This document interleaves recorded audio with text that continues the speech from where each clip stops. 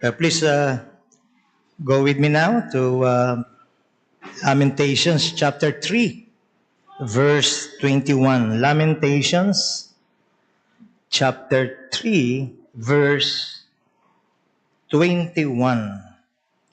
This I recall to my mind, therefore have I hope. May the Lord bless both the reading and the hearing of His holy and infallible word. Hope in the midst of despair. Well, last Tuesday, I shared this verse with the GCA staff during our devotion. It really spoke to me and brought encouragement. It reminded me of God's goodness and faithfulness in the midst of discouraging trials. For that reason, I have decided to pause our study series in Galatians so that we can take time to reflect on this passage together this morning. My purpose is to remind us, because we are such a forgetful people, and so to remind us that even in times of trial and discouragement, when despair feels overwhelming, God's Word is our source of encouragement and strength. This passage declares that hope can shine even in the darkest nights. Not because our circumstances change, but because it is anchored in the unchanging character of our sovereign God. So my prayer is that you too will be blessed as we study it. The book of Lamentations is like a funeral song over the ruins of Jerusalem. Para po itong punebre na nagpapahayag ng napakatinding kalungkutan, matinding kadalamatian at pagluluksa dahil sa lubhang malungkot na sinapit ng bayan. This book, as you all may very well know, was written by Jeremiah, the prophet who wept over the sins and sorrows of his people. The city was destroyed, the temple burned, and the people taken into captivity. Maalala nyo na nagkaroon ng Babylonian invasion noong 586 BC. Ang mga pahayag po ni Jeremiah sa konteksto ng ating passage ay nagpapatunay po at naglalarawan ng matinding paghihirap at kalungkutan na kanyang dinanas, kasi po personal niyang dinama ang bigat ng lahat ng dinaanan nila eh. Halimbawa po nito, sinabi ni Prophet Jeremiah doon sa verse 1 in Filipino, "Ako ang taong nakaranas ng matinding paghihirap dahil sa galit ng Panginoon." Pakiramdam niya yung bugso ng galit ng Panginoon ay nasa kanila. Dagdag pa niya doon sa verse 2, "Dinala kami sa kadiliman at hindi sa liwanag." Parang wala kang mabanaag na kahit kaunting pag-asa. And then sa verse 5, "Parang itinayo niya ang pader laban sa akin at pinalibutan ako ng kapaitan at hirap, pakiramdam niya, marahil nilang lahat, parang there's no way out. Kailan matatapos to? Paanong matatapos ito? Tapos sa verse 6, parang inilagay niya ako sa madilim na lugar, gaya ng mga taong matagal nang patay. In other words, he feels so alone. He feels so isolated. So abandoned and forgotten. At dahil po dyan sa verse 18, sabi niya, nawala na ang aking lakas at ang aking pag-asa. Dumating na. He has reached the end of his strength. He feels completely worn down. Physically, mentally, and spiritually. And so as a result, he lost all hope. Nawala na ang aking pag-asa sa Panginoon. At wala kang masyadong maraming option. Kaya sabi ng chapter 2, verse 11 of the same book, kung i-imagine natin, namamagana ang kanyang mga mata sa luha. Ilan lamang po ito sa mga paglalarawan na ibinigay ni Jeremiah na makatutulong po sa atin upang magkaroon ng mas malinaw na ideya sa lubha pong kabigatan ng kanyang naranasan. At marahil po sa bagay na ito, makaka-relate ang marami sa atin. Maaring sa iyong personal at sariling karanasan ay tila ganito rin ang iyong nadarama.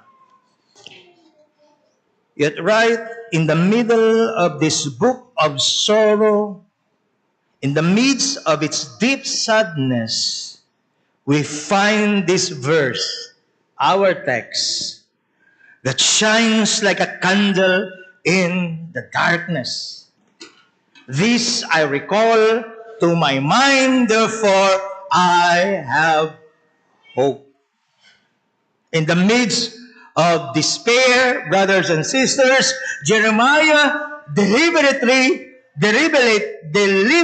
turned his thoughts toward the character of God, and hope came alive. That is why many consider this verse to be the turning point of this book. Moving from lament to confidence, moving from grief to faith, from despair to hope. At pansinin po ninyo, nang sinabi po ni Prophet Jeremiah, this I recall to my mind, hindi lang po ito basta alaala na biglang sumulpot sa kanyang isip. Sa halip, para bagang ang ginawa po niya, sinadya niyang hilahin pabalik, hugutin sa kanyang balintataw ang mga katotohanan nalalaman na niya simula't simula pa tungkol sa kanyang Diyos. Mula po sa kalaliman, mula po sa kumunoy, if you will. Sa kalaliman ng kanyang kalungkutan. Di ba ganun ang kumunoy? Parang, wala kang magagawa. Konting galaw, lulubog ka. Wala. Yun yung napaka-hopeless ng kalagayan. Maliban nang may dumating para i-rescue ka, tiyak ang iyong pagkapahamak. Pero mula doon, hinugot niya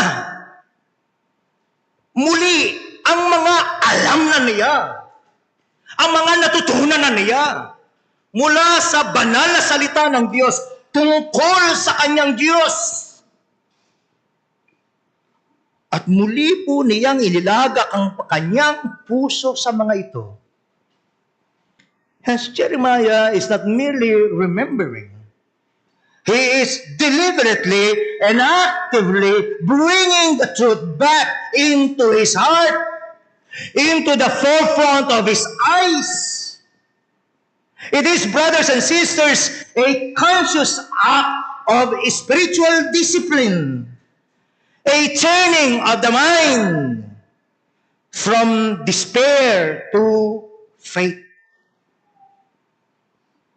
Yan po ang pinakadiwa noong verb, I recall, sa original Hebrew. Sadya mong binabalikan, sadya mong sinasariwa, yung marahil sa pagdaan ng panahon, nakakalimutan mo na. Mga kapatid, isa po itong disiplina. Disiplina ng pananampalataya. Ang sadyang pagtalikod mula sa dilim ng pag-asa, kawalang pag-asa, tungo sa liwanag ng muling pagtitiwala sa Panginoon. It's another way of saying, you're fighting the good fight of your faith. Lumalaban ka. Hindi ka sumusuko at nagpapailalim sa kawalang pag-asa. Sa kabilang banda, ang salita ng pong pag-asa, yung salitang pag-asa dito, this I recall to my mind, therefore I have hope. Ito naman po'y parang larawan ng isang lubid na mahigpit na nakakapit, nakaunat, patungo sa hinaharap, nagsisilbing lifeline, kumbaga, sa gitna po ng unos. Yung kung wala kang kinakapitan ay tuluyan ka ng lulubog at malulunod. Pero dahil mayroong lubid, nanatili ka at nagagawang lumutang sa gitna ng malalakas na alon ng buhay. Yun po yung hope dito. Ipinapakita nito na ang pag-asa po ay hindi basta pag-iisip lamang na baka sakaling gumanda ang sitwasyon kalaunan. Wishful thinking. Sana, umaasa pa rin ako. Wish ko lang, gagaling ako. Wish ko lang, aayos ang lahat. Hindi po yun ang pinag-uusapan natin. Ito po'y matibay na pagtitiwala na kahit anong mangyari, hindi man kagaya ng gusto mo sana ang mangyari, nagtitiwala ka. At itong pagtitiwala ito'y nakaugat po sa tiyak at hindi nagbabagong mga pangako ng Diyos. Itinuturo po sa atin, mga kapatid, ni Jeremiah na ang tunay po na pag-asa ay muling nabubuhay kailanmat ating ginugunita ang mga katotohanan ng Diyos. At itinatali natin ang ating puso, itinatali natin ang ating kaluluwa at ang ating pag-iisip sa Kanyang walang hanggan at di nagmamaliw na katapatan. Naniniwala ako na hindi ko man alam ang lahat ng nangyayari sa inyo, pero naniniwala ako ito'y mensahe ng Panginoon na marahil gusto niyang gamitin sa iyo. Ano man ang iyong sitwasyon. Now, it is equally important to also notice that the laments of Jeremiah do not hide or minimize pain. As we have already seen, Jeremiah speaks of affliction, bitterness, and darkness. Mga kapatid, isipin po ninyo, isang propeta na naglalakad habang minamasda ng nawasak, gibang-giba nilang bayan. Have you seen the news lately? Kung ano nangyayari sa Iran? Patong-patong na mga patay.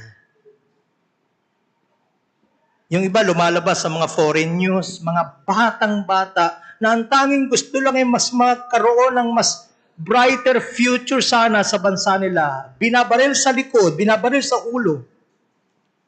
Isipin nyo, lalakad ka sa ganong tanawin. At yan ang naranasan po ni Jeremiah. Nakikita niya ang gumuhong pader.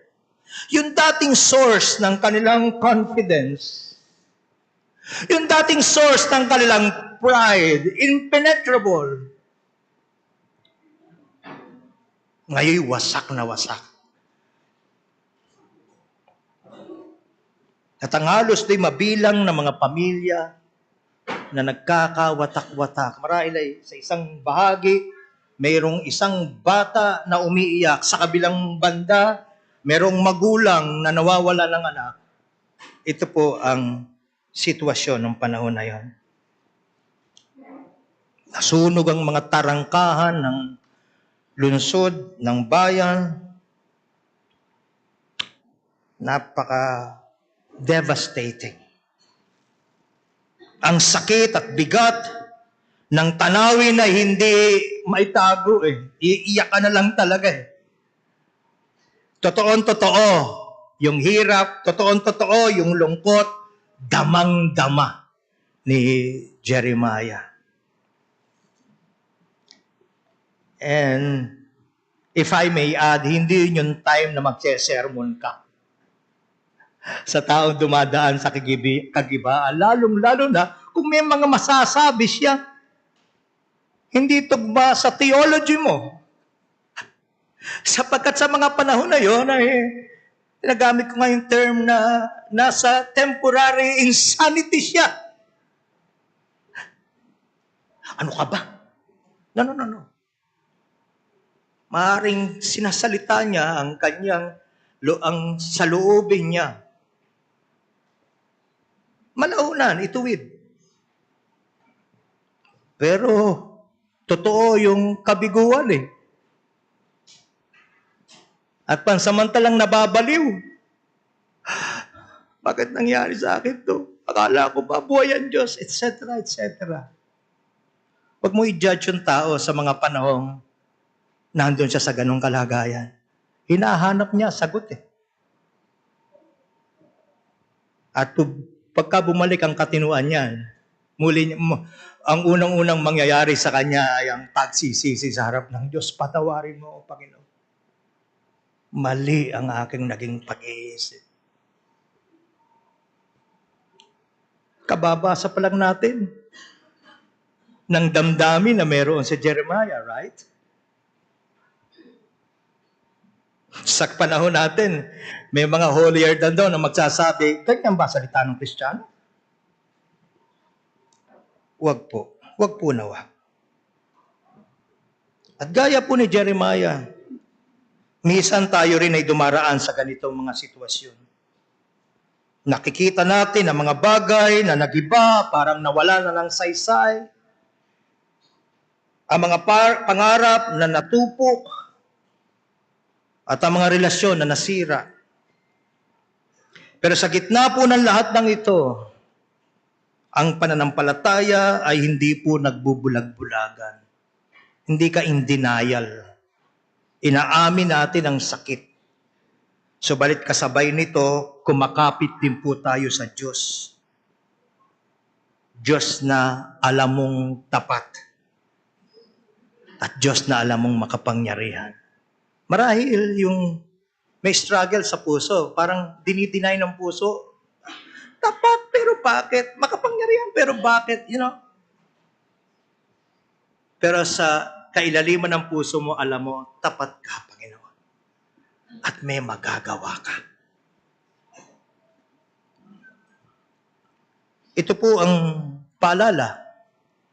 Ang pananampalataya ay hindi po pagtanggi sa realidad ng paghihirap, kundi ang matibay na paniniwala na sa likod ng lahat ng ito, may Diyos na kumikilos. May Diyos na may ginagawa. Ang ating pong pag-asa ay nakaugat, hindi po sa sirkumstansya, kundi sa kanyang katapatan. Kaya kahit po sa gitna ng pagkawasak, maaari tayong magtiwala na ang Diyos po ay may layunin at siya ang magdadala ng muli pong pagbangon at magdadala ng bagong pag-asa. Hindi po yun political ads, pero may pag-asa. Laging bago sa Panginoon. Faith, brothers and sisters, does not pretend that suffering is not real.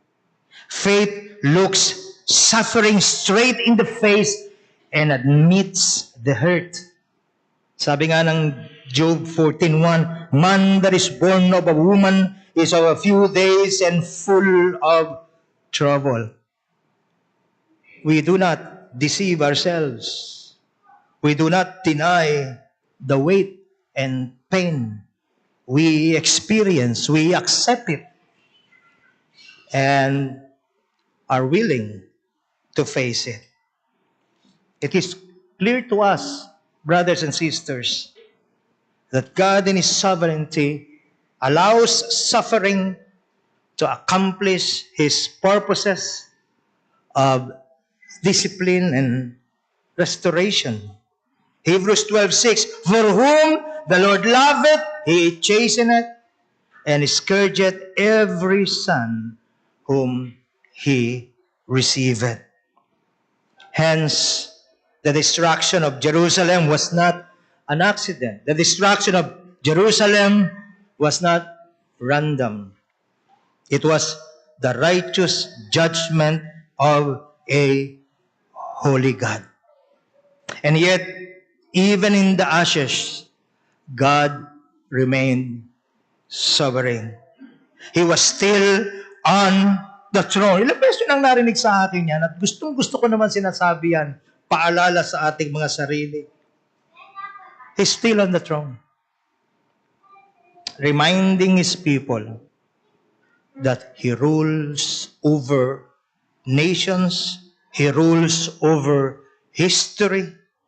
Kung nadidismaya ka na sa nangyayari sa aming bayan, huwag kang mawala ng pag-asa, nasa trono pa rin ang ating soberenong Diyos. And He rules even over our darkest valleys. The Lord had prepared His throne in the heavens, and His kingdom ruleth over all. Psalm 103, verse 19. And as David declared, yea, again, one of my favorites, yea, though I walk through the valley of the shadow of death, I will fear no evil, for Thou art with me. At sapat na yon, mga kapatid. Sapat na po yon para makapamahinga tayo at manatiling mayroong pag-asa. Kapag hinaharap at tinatanggap na po natin, nararanasan ang pain, kapag inaamin natin ang ating pagkadama ng pagkagiba at ang bigat na ating dinadala, kapag hinahayaan na natin ang pagdaloy ng luha mula sa ating mga mata, hindi mo na pinipeke, hindi ako umiiyak, napuwing lang. No.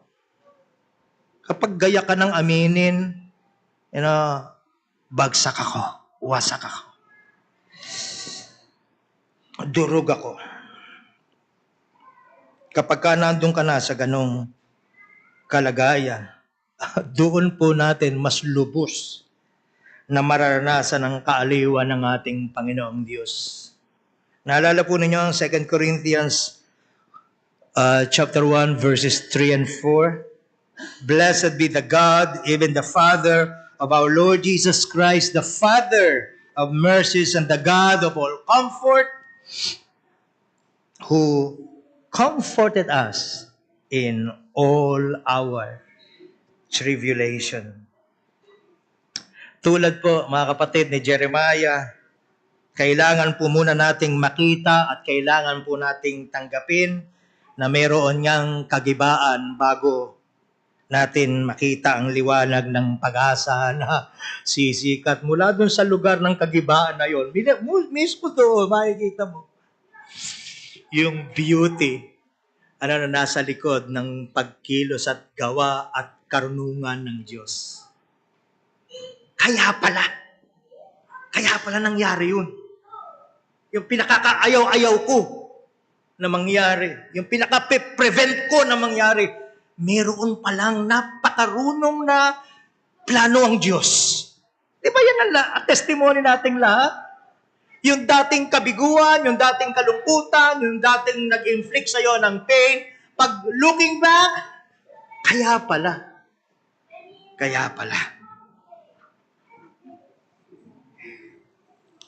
Alam ninyo, kapag po may depresyon at matinding kalungkutan, para po bang nababalot ng makapal at maiitim na ulap ang ating isipan at nakakalimutan po natin ang kabutihan ng ating Panginoong Diyos. Ngunit sinabi po ni Jeremiah, "This I recall to my mind." Ang pag-aalala po, ang sinasabi nating discipline of remembering, ay isang mabisang paraan ng pakikipaglaban sa paglimot gamit po ang ating pananampalataya. Sinasadya, intentional, sinasadya nating ibalik sa ating isipan ang masaganang mga kaawaan ng Diyos. Recall. Hindi po kasi ito kusang nangyayari. Dapat may gagawin ka. Kailangan itong gawin ng may buong determinasyon. Bago ako mag-draw ng conclusion, aalalahanin ko muna, babalikan ko muna, bago ko maparatangan ng mali ang aking marunong, banal at hindi nagkakamaling Diyos, babalikan ko muna, aalalahanin ko muna. Mayroon bang kamalian sa mga ginawa niya noon sa buhay ko? Kahit minsan ba, nasilipan ko ang Diyos ng kamalian? Kamangmangan, kawalang karunungan? Kahit kailan ba pinabayaan ako ng Diyos? Kailangan nating bumalik. This I recall. Bumalik. Alalahanin muli. Yun ang kailangan nating gawin. Hence, brothers and sisters, in times of sorrow, believers must actively hold on to God's promises. Believers must actively meditate on His Word and remind themselves of His faithfulness. Remembering, brothers and sisters, is a spiritual act of resistance against hopelessness. It is the discipline of turning our thoughts away from despair toward the steadfast love, hesed, in Hebrew, towards the steadfast love of the Lord. Ano po bang inalala ni Jeremiah? Anong binalikan niya? Dahilan para magkaroon po siya muli ng pag-asa. Well, ginunita po niya ang ilang mahalagang katotohanan. Lamentations 3:22-23, "It is of the Lord's mercies that we are not consumed. This I recall to my mind. It is of the Lord's mercies that we are not consumed, because His compassions fail not. They are new every morning. Great is thy faithfulness." Ano ang kanyang binalikan? Ano po ang kanyang ginunita? Ang mga kaawaan ng Panginoon, ang kanyang mga kahabagan, ang kanyang katapatan. Hindi po siya humuhugot ng pag-asa mula sa pagbabago ng sitwasyon. Dahil sa totoo lang, ang lungsod, giba pa rin ang mga panahon na yun. Ang templo, abo pa rin. At ang mga tao, bihag pa din. Ang kanya pong pag-asa ay nakaugat sa hindi nagbabagong karakter ng kanyang Diyos. Di ba ang karaniwan nating parang matik sa atin to baguhin mo na po, alisin mo na ako sa kalagan. No, hindi. Ayos na po lahat. Pagka inalis nyo to, hindi. Sa karunungan ng Diyos, kailangan mong nandiyan ka. At nakita natin, sa halimbawa ni Jeremiah, walang kailangan magbago. Ang kailangan magbago dun sa loob. Dun may kailangan magbago. Jeremiah shows us that real hope does not come from our circumstances changing, but from remembering who God is. It is because of His mercy that we are not consumed. His compassion never runs out, and His faithfulness is new every morning. Even in times, brothers and sisters, of deep sorrow, when everything seems to fall apart, remembering God's unfailing love opens the door of hope. He is the God who keeps His promises, and He will always remain faithful. Sabi ng talata, it is of the Lord's mercies that we are not consumed. Ibig sabihin, kung hindi dahil sa habag ng Diyos, matagal na sanang naubos ang Israel. Pero dahil sa kanyang awa, sila'y nananatili because His compassions fail not. Ang habag ng Diyos ay hindi nauubos, hindi napapagod, hindi naglalaho. At higit pa doon, they are new every morning. Sipin niyo yun. Bawat araw na dumarating, may panibagong supply ng habag at awa ng Diyos. Bago, sariwa, hindi luma, hindi kulang, hindi kapos, kundi sapat, bago, tuwing umaga. Habang binubulay-bulay ko to, lagi kong binabalikan ng nakaraang kong mga karanasan. Sabi ko nga, magkano ang dialyzer? Dahil aking nag-dialysis, around 2007, mga ganun ngayon. Yun yung current price niya. 3 times a week, kailangan mo i-produce ang 2.7. May tinatawag na IPO, panlaban sa anemia. Sinasaksak sa'yo yon. Around 700 pesos. Isang salang, magpuproduce ka na. Pwera pa yung bayad sa doktor na atay ng mahal, na hindi mo nakita ang muka, na hindi mo nga kilala ang misa. Merong, hindi naman TF ang tawag doon. Ano ang tawag doon? Yes, doctor's fee. Pero looking back, nagkulang ba? Hindi. Kaya isipin nyo, kahit na ayaw mo na nga ayaw mo na nga noong sitwasyon mo. In my case, hindi ko gusto na nasira ang bato ko. Pero ngayon, ang binubulay-bulay mo, hindi naman ako pinabayaan ng panahong wasakan lahat. Noong panahong nabigo ako. Sabi ni Jeremiah, sa totoo lang, maganda pa rin ang kalagayan natin dahil hindi tayo nalipol. Oo, madilim ang paligid, pero nandito tayo at kasama pa rin natin siya. Paring sa mabigat na kamay niya, ramdam mo, pero hindi siya lumayo.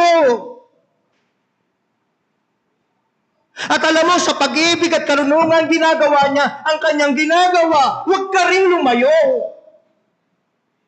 Hayaan mo makumpleto at matapos ang layunin, bakit niya ginagawa ang kanyang ginagawa. Huwag masyadong maging surface.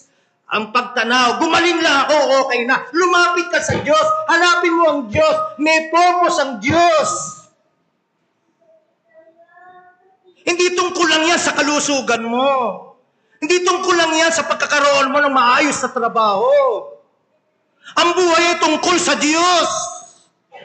Umiiral tayo para sa Diyos, galing sa Diyos, para sa Diyos. Dahil kung gagaling ka, magkakasakit ka uli. Kung magkakatrabaho ka, magkakaproblema ka along the way. So kung ganyan kababaw ang pananaw mo, ang dulo niyan, kabiguan. Laliman natin mga kapatid. Bakit niya binibigay at pinararanas sa atin ang ipinararanas niya? Higit pa po kay Jeremiah, tayo ngayon ay may mas malinaw na pag-asa. This side of the cross, mas may malinaw tayong pag-asa. Sapagkat ang ating Panginoon ay dumating bilang man of sorrows, fully acquainted with our griefs. Alam niya kung ano nangyayari sa atin. Hindi siya clueless. He knows our pain intimately. Si Kristo po ang tunay na nagdala ng ating mga kasalanan at kalungkutan sa krus ng Kalbaryo. Siya'y lubos na nagdusa upang tayo magkaroon ng kapatawaran at buhay na walang hanggan. Ang ating pag-asa ay hindi nakaugat sa sarili nating lakas, sa galing ng doktor, kaya pa, may pambayad pa. Hindi! Hindi ito nakaugat sa pagbabago ng ating kalagayan, kundi sa tiyak at ganap na gawa ng Diyos sa pamamagitan po ni Kristo.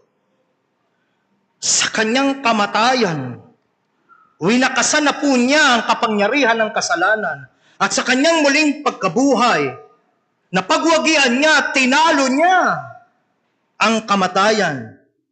Kaya't ang ating pong pag-asa hindi lamang para sa ngayon. Ngayon, present. Hindi lang. Kundi lampas pa po sa libingan, beyond the grave. Diyan ang ating pag-asa. Mga kapatid, pagbulay-bulayan mo ang mga katotohanan ito. Sulat mo kung kinakailangan. Balik-balikan mo. Mamahinga ka dito. Mananang ka ng lubos dito. Sambitin mo sa panalangin mo. Sambitin mo ang lahat ng ito sa pakikipag-ulayo mo sa Panginoon. Alam ko, bago Panginoon, bawat umaga, ang iyong kagandahang loob. Idalangin mo sa Kanya lahat ng natututunan mo mula sa Kanyang salita. Dala po nito ay pag-asa na hindi kayang ibigay, hindi kayang nakawin o alisin ang sanglibutan. Amen? God bless you. Let's all stand up.